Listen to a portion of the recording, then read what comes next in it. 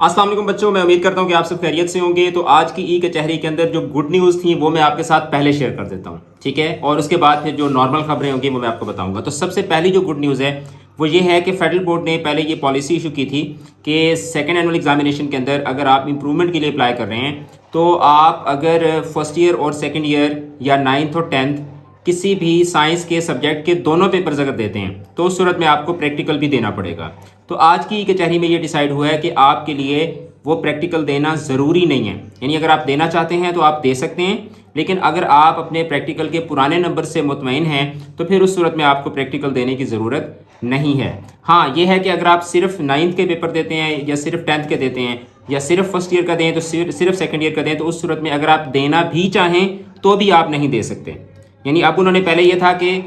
Compulsory था, अब उन्होंने कर दिया कि आप एलिजिबल हैं, आप देना चाहते हैं तो दें, अगर आप नहीं देना चाहते तो आप ना दें। ये जो ठक ठक हो रही है ना, ये बाहर वो बंदर वाला आया हुआ है और वो ठक ठक कर रहा है और मुझे भी डिस्ट्रैक्ट कर रहा है। अच्छा, दूसरी जो चीज़ थी वो ये है कि अब जो ओवरसीज़ बच्चे होते हैं ना उनकी फ़ीस बहुत ज़्यादा होती है, उनको हर तरह के प्रोसीजर के लिए बहुत ज़्यादा फीस जो है वो देनी पड़ती है। अब ये है कि लेट्स सपोज आप इंप्रूवमेंट के लिए अप्लाई कर रहे हैं या आप रीचेकिंग के लिए अप्लाई कर रहे हैं, तो अब फेडरल बोर्ड ने ये पॉलिसी बनाई है कि अगर तो वो बच्चा पाकिस्तान के अंदर मौजूद है, पाकिस्तान के अंदर मौजूद है और वो जिस कंट्री से भी, दुबई से आया है, कुवैत से आया है, मस्कत से आया है, अगर वो एक वैलिड उनको दिखाता है कि पाकिस्तान में वो थ्रू लीगल एंट्री वो पाकिस्तान में आया है, डंकी लगा के नहीं आया, तो उस सूरत में उस दौरान अगर वो किसी भी प्रोसीजर के लिए अप्लाई करता है तो उसकी जो फ़ी होगी वो उसको इन लैंड फ़ी, यानी कि जो पाकिस्तान के अंदर जो फ़ी है वो उसको चार्ज होगी, उसको डॉलर्स में वो फ़ी जो है वो चार्ज नहीं होगी, ठीक है। तो ये दो थी इंपॉर्टेंट खबरें। अब उसके बाद नेक्स्ट जो चीज़ें उन्होंने बताई हैं, एक तो बेटर मार्क्स की पॉलिसी कि चाहे वो प्रैक्टिकल्स हों चाहे वो पेपर्स हों, उसमें आप 3 दफ़ा 4 दफ़ा जितनी दफ़ा मर्जी अपीयर होते हैं तो जो उसमें आपके टॉप नंबर्स होंगे वो आपके कंसीडर होंगे। फिर उसके बाद ये कि अगर आपने, एक बच्चे ने सवाल पूछा था कि अगर 5 सब्जेक्ट्स के अंदर अगर आप अप्लाई करते हैं उसमें 3 में अपीयर होते हैं 2 में नहीं होते,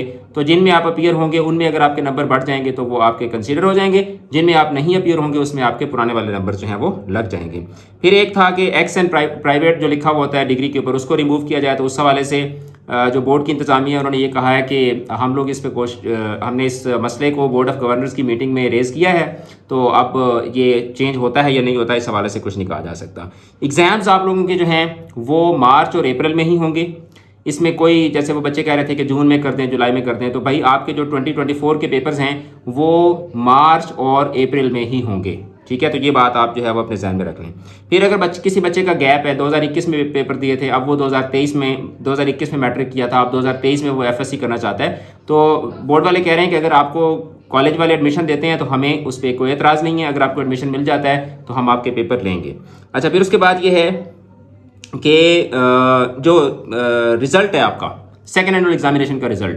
जो मैट्रिक का रिजल्ट है वो नवंबर के फर्स्ट वीक में आएगा, और जो एचएसएससी का यानी कि फर्स्ट ईयर सेकंड ईयर का जो रिजल्ट है वो दिसंबर के फर्स्ट वीक में आएगा सेकंड एनुअल एग्जामिनेशन का। तो ये भी एक गुड न्यूज़ थी, ये मुझे स्टार्ट में बतानी चाहिए थी लेकिन वो मैंने नोट किया हुआ था तो उस टाइम पे मैंने आपको नहीं बताया। रोल नंबर स्लिप्स जो हैं एचएसएससी की, जो 12 से आप लोगों के पेपर शुरू हो रहे हैं, तो वो इंशाल्लाह विद इन 2 डेज़ जो है रोल नंबर स्लिप्स आप लोगों के साथ मिल जाएंगे, ठीक है। तो ये थी आज की ई कचहरी की समरी जो कि मैंने आपके साथ शेयर कर दी है। शेयर कर दें वीडियो को ज़्यादा से ज़्यादा, चैनल के साथ जुड़े रहें, अपना रखिएगा बहुत बहुत ज़्यादा ख्याल। मैं लंच की ब्रेक पे आया था और खाना भी मैंने नहीं खाया, तो आप लोग, मैंने कहा आप लोगों से पहले बात कर लूँ, अब मैं जाके खाता हूँ अपना खाना और उसके बाद वापस जाता हूँ कैंपस। बहुत शुक्रिया, खुदा हाफ़िज़।